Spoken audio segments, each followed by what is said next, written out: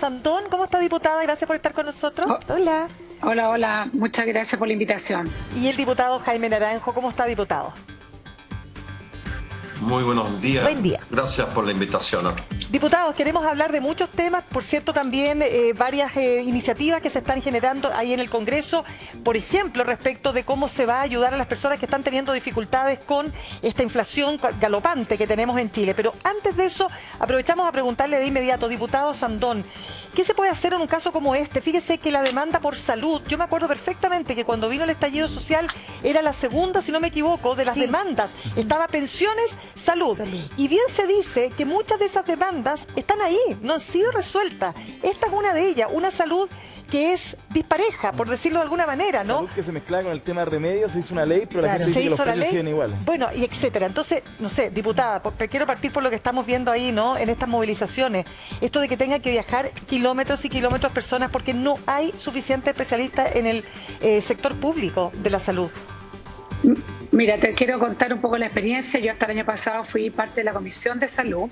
Efectivamente, este es un temazo porque hay toda una serie de trabas para tener también especialistas. Pero en algún minuto en la Comisión tratamos de facilitar un poco la contratación de médicos extranjeros, sobre todo muchos médicos venezolanos que vienen de afuera con alta capacitación, pero según nuestra legislación les obliga a tener al menos 2 pruebas, ¿no? Y fíjate que aquí me van a matar, pero aquí el colegio médico es brutal en esto, no quiere intervención de otros lados. Y lo cual tuvimos una ardua discusión sobre el tema, pero existe una cosa muy política en esto, porque hoy día estamos llenos de personas que han llegado al extranjero, muchos de ellos son médicos, recibimos muchas personas que nos decían que para ellos era complejo pasar estas 2 pruebas, claro, pero que eran médicos que llevaban mucho tiempo, pero efectivamente tuvimos una una traba, un dique muy profundo con el colegio médico, y eso tenemos que solucionarlo, porque al final ¿quiénes son los afectados? Son las personas. ¿Qué te importa quién te opere? Lo importante es que te operen, ¿no? Diputado, que te reciban, que te atiendan. Sí. Diputado Naranjo, ¿qué opina usted? Mire, efectivamente tenemos hace mucho tiempo un problema muy serio en materia de salud, no solamente en la falta de especialistas, sino que también en el atraso en las horas para las operaciones, y claramente esto se puede resolver inyectándole más recursos al Ministerio de Salud, no solamente para poder mejorar la infraestructura, sino que también para poder contratar más especialistas que sean atractivos los sueldos que se le paguen para que pueda fortalecerse el sistema de salud público. Pero evidentemente tenemos un déficit ahí muy serio, y yo hubiera esperado de que la ministra de Salud en estos días pudiera comunicarnos cómo el gobierno va a abordar esta situación de la falta de especialistas y también todos los atrasos que hay en las operaciones en nuestros hospitales. Claro, porque a lo mejor, no sé, diputados, los saludo a ambos, ¿no?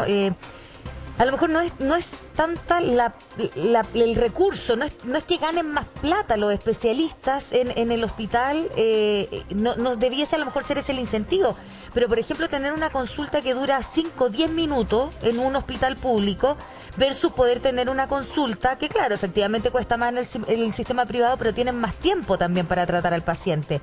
A lo mejor eso también agota, porque si uno ve un turno de 24 horas, cada 10 minutos, 15 minutos, ¿cuánto dura la consulta en un centro asistencial? Te exigen tiempo. Te lo exigen por tiempo, porque está cronometrado. Entonces al final tampoco le entregas... Te apuran, digamos. Claro, tampoco le entregas calidad. Y viste cuánto, 300 pacientes. Yo me acuerdo de haber entrevistado mucho en términos de protestas, o sea, de manifestaciones, movilizaciones, en temas médicos. Y claro, ellos decían, vemos hasta 300 pacientes en urgencia. O sea, ¿qué cabeza cabe un doctor, un especialista que pueda ver 300 pacientes? ¿Cómo le vas a entregar finalmente? Yo te encuentro toda la razón en el análisis, aparte tú has reporteado muchas veces estos temas, pero a mí me llama la atención algo que dice la diputada Sandón también, y es este gremio de la salud funciona muchas veces de manera muy protectiva, y no necesariamente con la evidencia, creo yo, al menos públicamente no se ha visto con tanta fuerza. De hecho, las encuestas dicen muchas veces que las personas prefieren atenderse con un médico extranjero. Desde acá se alega que la preparación es distinta y que acá es mejor. Ok, pero es curioso el tema de que no tengamos mayor personal, y no solamente estoy pensando en médicos o médicas, sino en toda el área de la salud, porque no nos guste que vengan de afuera. No pasa con otras profesiones de la misma manera. Ahí tenemos, yo creo que tenemos un problema. Y muchos parlamentarios y parlamentarias vienen de eso. Tuvimos una presidenta también. Entonces, ¿por qué no hemos enfrentado ese tema de otra forma? O también en política se defienden del que viene de afuera, o muchas veces cuando se intentan incluso abrir plazas. Pasaba también en una disputa con el colegio de enfermeras y enfermeros, que más cupo, no, mejor no sé, hay algo allí. Exacto, mira, podría intervenir, perdón. Sí, no, dele, diputada. Sí. Ya. No, si el tema, mira, tú tienes mucha razón en este proteccionismo. No tenemos de partida una ley de especialidades médicas porque efectivamente no tenemos tantos especialistas como para tenerla. Porque tú comprenderás que si tú estás en una zona aislada o ni siquiera tan aislada, no está ese neurólogo que ustedes están viendo ahora en el Hospital San José. Súmale el aumento de la población, la cantidad de gente, de inmigrantes, ¿no es cierto?, que tenemos hoy día, que están repartiéndose el mismo hospital, el mismo doctor, la misma matrona. Entonces antes tenía 10 chilenos y ahora tiene 30 personas que atender, o tiene 25 para la misma persona. Entonces efectivamente es un tema que hay que mirar, y también hay un tema que hay chilenos que hacen sus especialidades afuera e incluso acá le ponen problemas también cuando llegan porque tienen que pasar por porque tienen que pasar por estas pruebas, que está bien, si efectivamente tiene que pasar, pero tú comprenderás que hay una que es de la especialidad misma y una que es más general. Un médico que es cardiólogo, 50 años, que pase la prueba de la cardiología, pero no tiene por qué acordarse lo que pasaba con la neonatología, ¿no? Entonces, hay un tema ahí que, bueno, pero vimos, y lo vuelvo a repetir, y con toda la responsabilidad, que en el fondo el colegio médico pone muchas trabas, que yo creo que hoy día va a tener que cambiar eso, porque nuestras listas de espera se van a ir a las nubes, y especialmente si terminamos con el tema del sistema privado, como está de alguna forma proponiendo la Constitución, con una salud universal, que ojalá fuera universal para todos por igual. Pero yo creo que tenemos que hacer nivelar para arriba y no para abajo.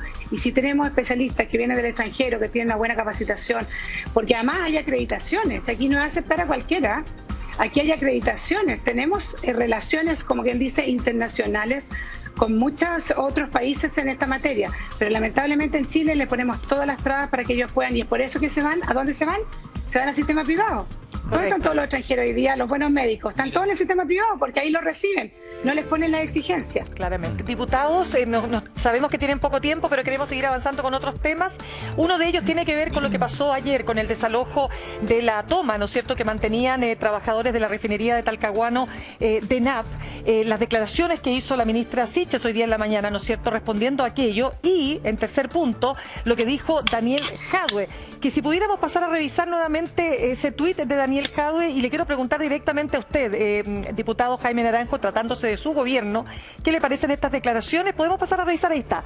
A los camioneros sediciosos se les trata con guante blanco y voluntad de diálogo, pero a los trabajadores que luchan por reivindicaciones laborales justas se les reprime con brutalidad. Algo anda mal en estos días de esperanza y expectativas de transformaciones. #basta de represión.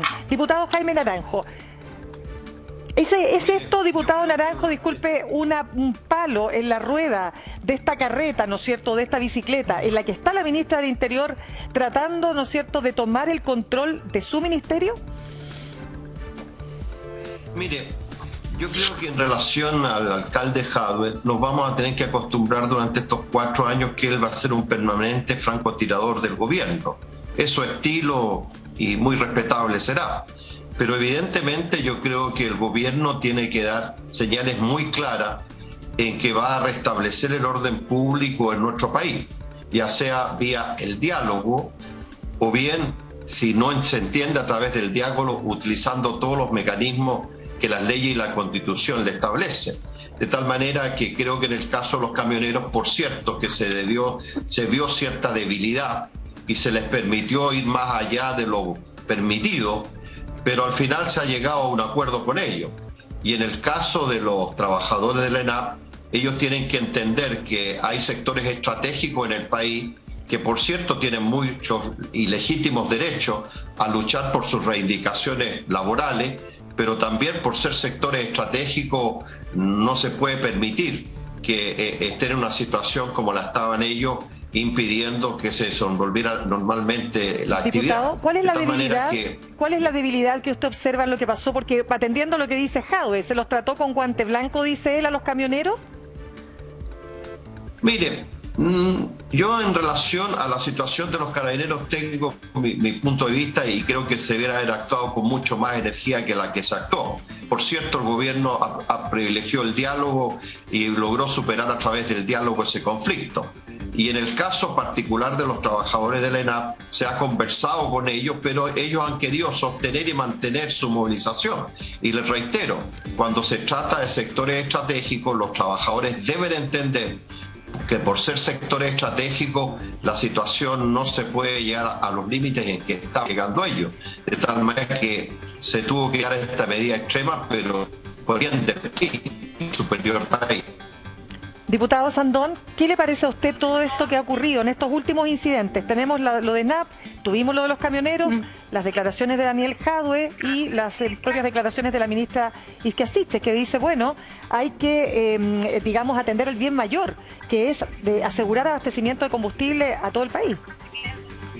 Bueno, claramente NAP es como de infraestructura crítica, claramente una empresa especial. Ahora es una empresa curiosa, que ha sido, y los trabajadores lo saben, ha sido pagadora de favores durante todos los gobiernos.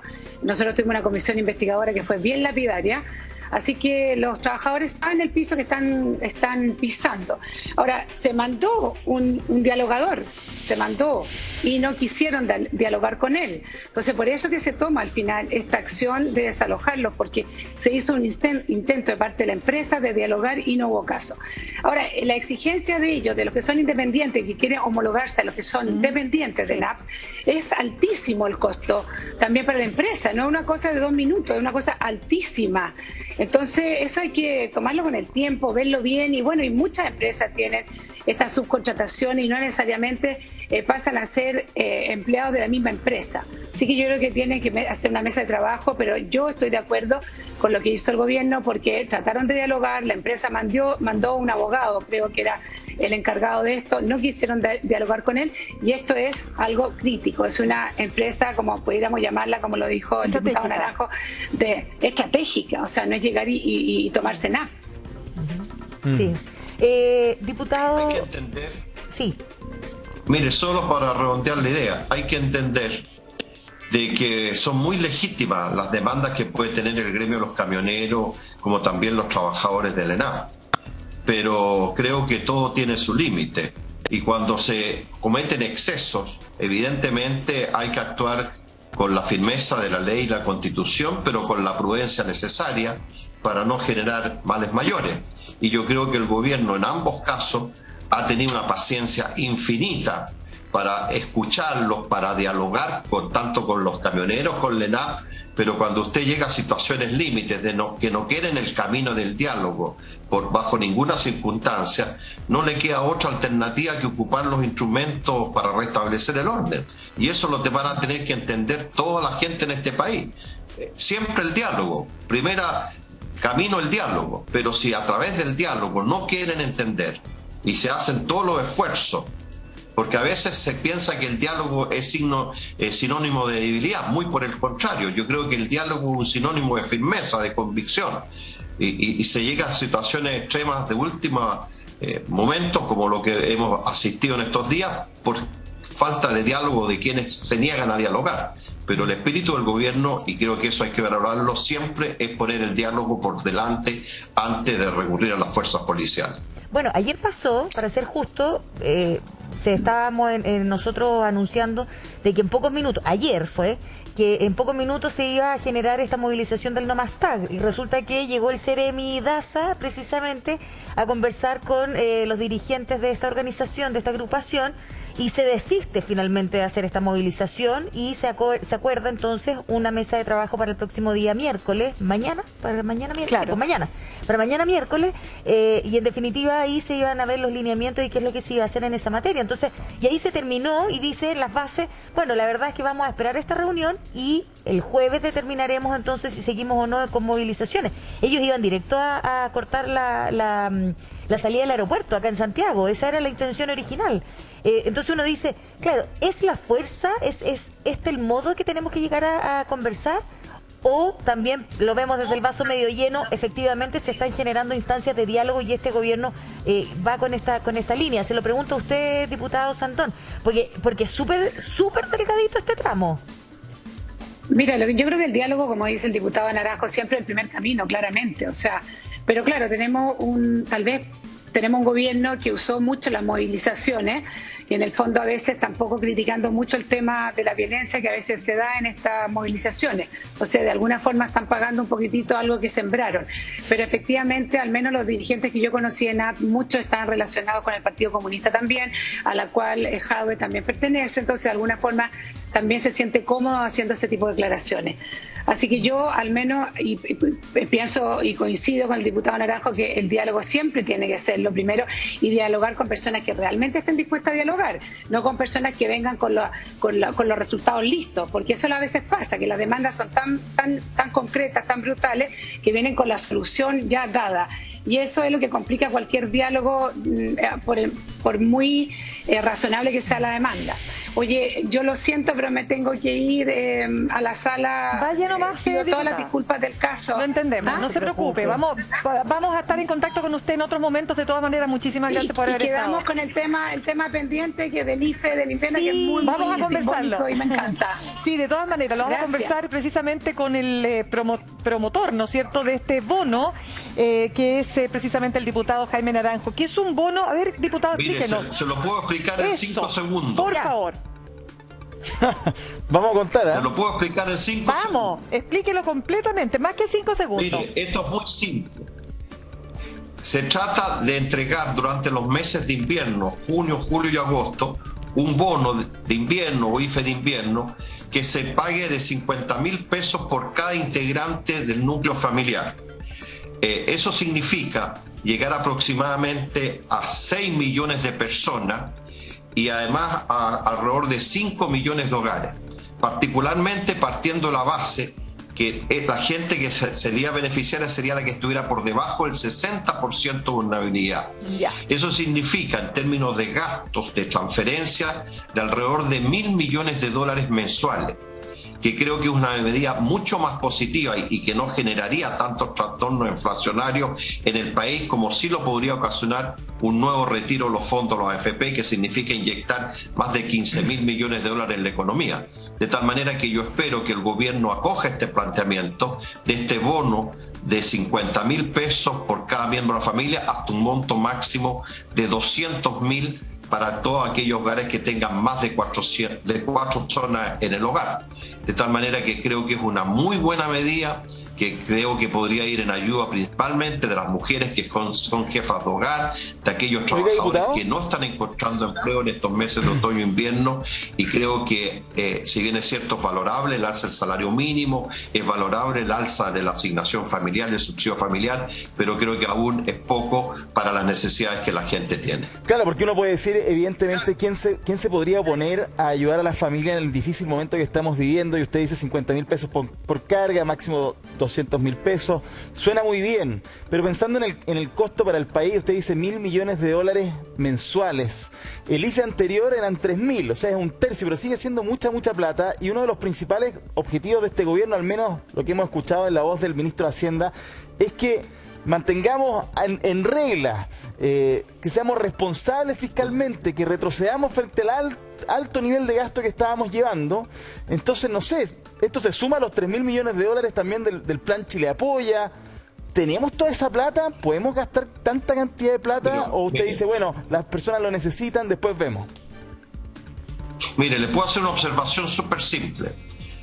Si usted no tiene ni un ingreso hoy en día, 0 ingreso en su hogar, ¿usted cree que le va a interesar que la inflación sea menos de 10% o sea 11%? Le da lo mismo, porque usted no tiene plata ni siquiera para llevar para el pan de su hogar. Sí. Entonces, yo creo que a veces somos extraordinariamente rigurosos en los términos inflacionarios y no nos ponemos en el lugar de aquellas personas que están recibiendo 0 ingresos, donde para ellos que la inflación sea 5, 6, 7, 8, 9, 10, 11 o 12, les es absolutamente indiferente. Entonces hay que ponerse en el lugar de los que no están recibiendo nada. Sí, y por pero eso diputado, yo estoy de acuerdo con usted. Tenemos que ser cuidadosos. Sí, estamos de acuerdo desde el punto de vista inflacionaria del país. Tenemos que ponernos en el lugar de aquellas personas que no están teniendo ingresos en sus lugares. Estamos súper de acuerdo de que estamos viviendo un momento tremendamente delicado. Nosotros como programa, de hecho, vamos necesariamente a terreno en estos temas para conocer la verdad lo que viven las personas a diario. Pero usted me decía 6 millones, no es que hayan 6 millones de chilenos que no estén recibiendo nada. De hecho, ahí en el 60% más vulnerable hay varias diferencias de tipos de sueldo, ninguno como el que quisiéramos probablemente. Incluye también a las personas pensionadas y sabemos que tienen malas pensiones. Pero mi pregunta tiene que ver con lo siguiente, con si vamos ahora con esa gran cantidad, serían 3.000 millones de dólares a inyectarle a las familias, pero también a la economía, o nos dedicamos mejor a incentivos al empleo, a la formalidad, a mejorar la capacidad de crear empleo, que eso nos va a dar no solamente plata hoy, nos va a dar plata hacia adelante, es pensando en el largo plazo. Y ahí es cuando hay algunos dicen, pucha, siempre nos cargamos hacia el bono y no hacia lo que realmente necesitan las personas, que es trabajo formal, con pago de cotizaciones, en fin. Claro, diputado. Usted está haciendo una mirada como que Chile fuera homogéneo. Si usted va desde la séptima región a la y a regiones cuya infraestructura productiva es distinta, que lo hagan estamos con problemas. Diputado, perdón, que no lo estamos escuchando bien. No lo estamos escuchando bien porque la señal parece que se perdió, entonces se escucha lo vemos bien en imagen, pero su voz se escucha alterada, entonces no logramos entender lo que quiso decirnos. De nuevo, a ver si tratamos de... Así que bueno. Ahí está. Diputado, ¿puede repetir? Le pedimos perdón, pero ¿puede repetir la respuesta? Porque la verdad es que lo escuchamos entrecortado, nos jugó una mala pasada la conexión. Mire, lo que le decía que usted está teniendo una mirada como que el país fuera homogéneo en su estructura productiva, y el país no es homogéneo en su estructura productiva. Hay regiones como la sexta región, la región del Maule, donde la base de la estructura productiva es la agricultura, y en los meses de otoño e invierno la estructura productiva por cuestiones biológicas está parada. Sí. Entonces no hay trabajo. Aunque usted quisiera trabajar, aunque usted diera incentivos para el empleo, creara subsidios para el empleo, no habría para qué contratarlo. Entonces, esas personas que son trabajadores ocasionales o de temporada, en estos meses tienen cero ingresos. Y a esas familias, que son principalmente mujeres jefas de hogar, usted tiene que tenderles la mano. Y por eso es que este IFE de invierno que yo estoy planteando, que es muy modesto en los montos en relación a los otros, es posible de implementar porque el impacto que podría tener en la inflación sería bastante menor que un IFE universal como los que conocimos anteriormente. ¿Diputado? Eso nomás. Y me tengo que ir a la sala, así que perdonen que tenga que retirarme. Oiga, pero la preguntita chiquitita, si no se aprueba este bono, si no logra llegar a puerto, ¿usted aprobaría un sexto retiro de los fondos? Es una materia que yo quiero evitar que pueda incentivar a otros parlamentarios a volver a tocar ese tema. Por eso es que creo que esta solución es mucho mejor que un retiro del fondo de pensión. Bien. Gracias, diputado, por conversar con nosotros esta mañana. Gracias. Claro, porque que tengan un muy buen día. Usted también. La pregunta que yo le iba a hacer es